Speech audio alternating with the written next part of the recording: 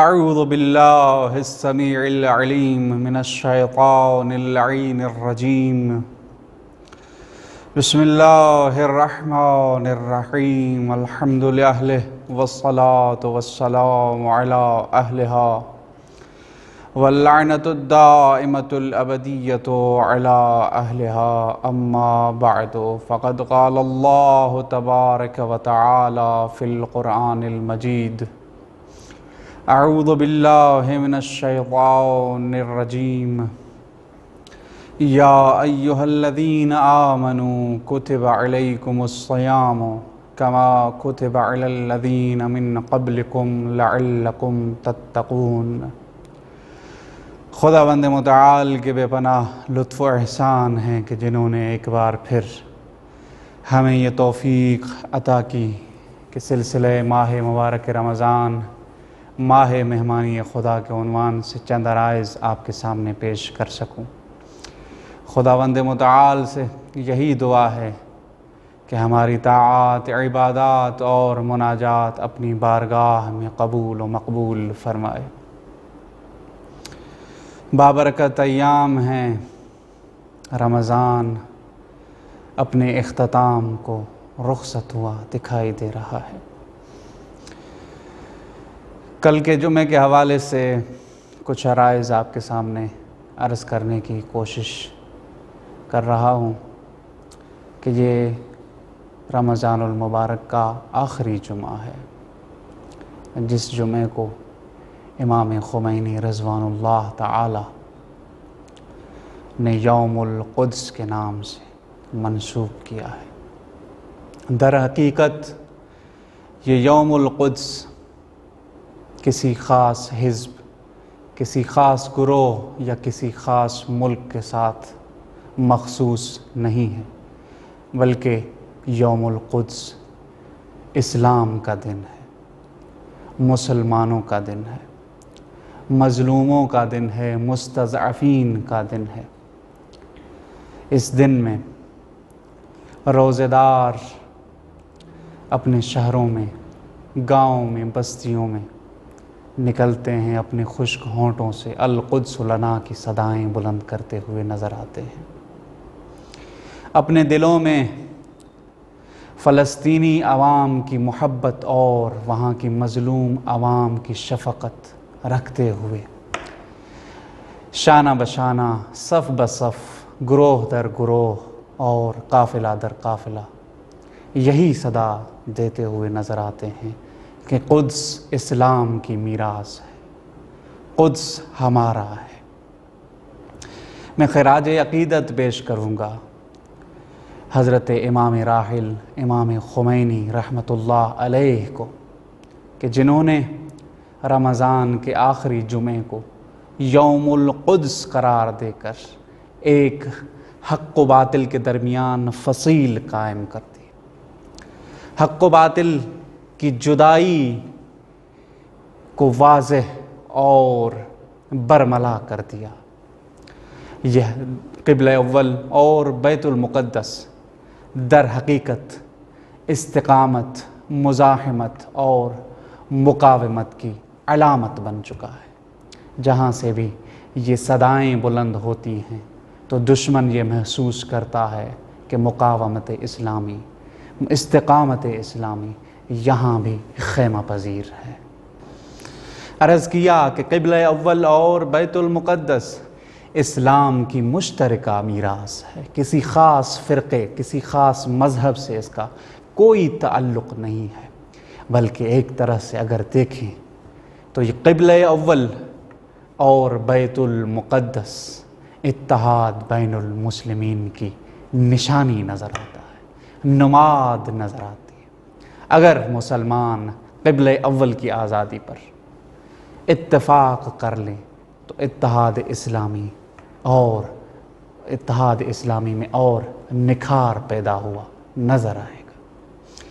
قبلہ اول اور بیت المقدس در حقیقت مرد آباد امریکہ، مرد آباد اسرائیل کے نعروں کی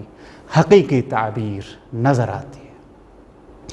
یہ وہی دن ہے کہ جس دن میں حق و باطل جدا ہوتے ہوئے نظر آتے ہیں۔ جو مسلمین مظلومین جہان کے حق میں نعرہ لگاتا ہوا نظر آئے وہی حق پر پائبند ہوتا ہے۔ حق و باطل کی جدائی کا دن یہی یوم القدس ہے، یہی دن ہے جو منافقت اور نفاق کے چہروں سے نقاب اکھاڑ پھینکتا ہے۔ ان کے چہروں پر منافقت کی گرد غبار کو ہٹا کر انسانوں کو، منصف مزاج انسانوں کو برملا کر کے دکھاتا ہے۔ اسلام دشمن طاقتوں کے مکروہ چہروں کو برملا کرتا ہوا یہ دن ابھرتا ہے۔ آج کے دور میں ہم یہ بخوبی دیکھ سکتے ہیں کہ کون غاصب اسرائیل کے ساتھ کھڑا ہے، کون اسرائیل کے ساتھ اپنے تعلقات استوار کرنے کی کوششوں اور کاوشوں میں مصروف ہے، کون اسرائیل کے ساتھ تعلقات برقرار کرنے کی پنگیں بڑھا رہا ہے، کون اسرائیل غاصب ریاست کے مختلف مرحلوں پر مدد کر رہا ہے۔ یہ وہی حلقہ ہے جو اسلام دشمن قوت کے حامی اور ان کا ناصر ہے، جبکہ دوسرا طبقہ، دوسرا گروہ مسلمین جہان، مظلومین جہان کے حق میں نعرہ لگاتا ہوا نظر آتا ہے کہ قدس کسی اور کی سرزمین نہیں ہے بلکہ فلسطینیوں کی سرزمین ہے، وہاں پر مقیم اصلی فلسطینیوں کی سرزمین ہے۔ کسی غاصب کو یہ اجازت نہیں کہ وہاں پر براجما ہو، کیونکہ مظلوم کی حمایت کوئی بارڈر، کوئی مرز، کوئی حد نہیں جانتا، بلکہ جہاں جہاں بھی منصف مزاج لوگ ہوں گے مظلوم کے حق میں نعرہ لگاتے ہوئے نظر آئیں گے، چاہے وہ اسلامی ریاست پاکستان ہو یا پھر ایران ہو یا عراق یا لبنان ہو۔ یہاں پر عوام اس لیے نکلتی ہے کہ وہاں پر فلسطینی عوام خود کو اکیلا نہ سمجھے، یہ احساس کرے کہ میں مسلمان اکیلا نہیں ہوں، بلکہ اس پوری دنیا میں بسنے والے مسلمان میرے ساتھ شانہ بشانہ قدس کی آزادی کے لیے اٹھ کھڑے ہوئے۔ اگر ہم امام راحل امام خمینی کی دورہ جلا وطنی جب امام عراق میں تشریف فرما تھے تو نظر ڈالتے ہیں تو وہاں پر بھی اس الہی شخصیت کو دو ٹوک اور اٹل موقف رکھتے ہوئے پاتے ہیں۔ وہاں سے بھی فلسطین کی آزادی کے نعرے بلند کرتے ہوئے امام راحل نظر آتے ہیں، اور اسلام کو بدنما داغ کے ساتھ تشبیہ دے کر اس کی مخالفت کے لیے نعرے لگاتے ہوئے نظر آتے ہیں۔ یہی وہ حق کے پیروکار ہیں جو یوم القدس کو اپنے گھروں سے نکل کر اپنی روزہ دار زبانوں سے القدس لنا، الموت لامریکہ، الموت لاسرائیل، مرگ پر امریکہ، مرد آباد امریکہ، مختلف نعرے لگاتے ہوئے نظر آتے ہیں۔ یہاں پر ایک سوال ہوتا ہے کہ کیا ضرورت ہے، کیا اہداف ہیں یوم القدس کے منعقد کرنے کے؟ ہم ان پر ایک سرسری نظر ڈالتے ہیں۔ کیا وہ اہداف ہیں جو ولی امر مسلمین حضرت آیت اللہ امام خامنئی کی نظر میں وہ کون سے اہداف ہیں جن کے عنوان پر یہ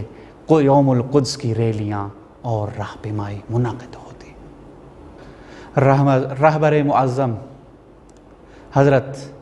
سید علی خامنئی اپنی مختلف تقریروں پر، مختلف محفلوں میں، مختلف مجلسوں میں یہ کہتے ہوئے نظر آتے ہیں کہ یوم القدس در حقیقت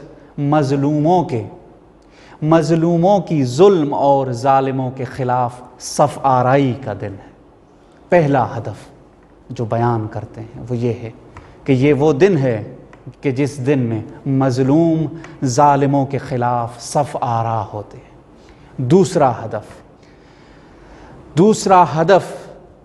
دنیا کے جغرافیائی نقشے سے فلسطین کا نام ختم کرنے کے راستے میں رکاوٹ یہی وہ دن ہے کہ جو ہر سال یہی یاد دلاتا ہے کہ اس کرۂ ارض پر فلسطین نام کی سرزمین موجود ہے، اور دشمن کو یہ فکر مند اور ٹینشن دیتا رہتا ہے کہ یہ وہ مقاومت ہے، یہ وہ استقامت ہے، یہ وہ مزاحمت ہے جو دور اسلام سے لے کر ابھی تک جاری و ساری ہے، اور مظلوموں کے حق میں ابھی تک نعرے بلند ہو رہے ہیں۔ یعنی یہ وہ دن ہے کہ جس دن میں یہ وہ دن ہے کہ جو فلسطین کے مسئلے کو بھول جانے میں رکاوٹ اور حائل ہوتا ہوا نظر آتا ہے۔ تیسرا ہدف، فلسطینی عوام یہ احساس کرے کہ وہ اکیلے ہی بیت المقدس اور قبلہ اول کی آزادی کی جنگ نہیں لڑ رہے، بلکہ پورے جہان میں جہاں پر منصف مزاج مسلمان بستا ہے، وہ بھی اسی جنگ میں فلسطینی عوام کے شانہ بشانہ کھڑا ہے۔ یہ وہ دن ہے، چوتھا ہدف، یہ وہ دن ہے کہ جس دن میں اتحاد بین المسلمین کو اور نکھار بخشنے میں مددگار ثابت ہو سکتا ہے۔ یعنی دوسرے لفظوں میں یوں کہیے کہ یہ اسی دن میں امت مسلمہ کی رگوں میں خون پھونکا جا سکتا ہے، اسلامی غیرت اور حمیت جگائی جا سکتی ہے۔ پانچواں ہدف جو مقام معظم رہبری اپنی مختلف تقاریر میں فرماتے ہوئے نظر آتے ہیں، یہ وہ دن ہے کہ جس دن میں تمام مسلمانان جہان اپنے سربراہوں کی وساطت کے بغیر اپنی بات کو دوسروں تک پہنچا سکتے ہیں۔ تو اس دن میں ضروری ہے کہ انسان اپنے گھروں سے نکلے اور قبلہ اول بیت المقدس کی آزادی کی خاطر نعرے لگاتا ہوا نظر آئے، صف آرا ہوتا ہوا نظر آئے، بقول مقام معظم رہبری کہ عنقریب قدس آزاد ہوگا اور مسلمان وہاں پر نماز ادا کریں گے۔ خداوند متعال سے یہی دعا ہے کہ مظلومین جہان کی مدد کے لیے اپنے آخری سفیر امام زمانہ کے ظہور میں تعجیل عنایت فرمائے۔ والسلام علیکم ورحمۃ اللہ وبرکاتہ۔